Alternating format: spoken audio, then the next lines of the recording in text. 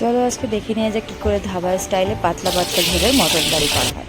তো আমি 500 গ্রাম মটন নিয়ে নিয়েছি। নুন, হলুদ, পেঁয়াজ কুচি, আদা বাটা, জিরে আর রসুন বাটা দিয়ে ভালো করে মাখিয়ে নিলাম। এরপরে জিরের গুঁড়ো, ধনিয়ার গুঁড়ো আর লঙ্কার গুঁড়ো দিয়ে তার সঙ্গে একটু সর্ষের তেল নেব, নিয়ে ভালো করে মাংসটাকে মাখিয়ে ম্যারিনেট করতে রেখে দেবো।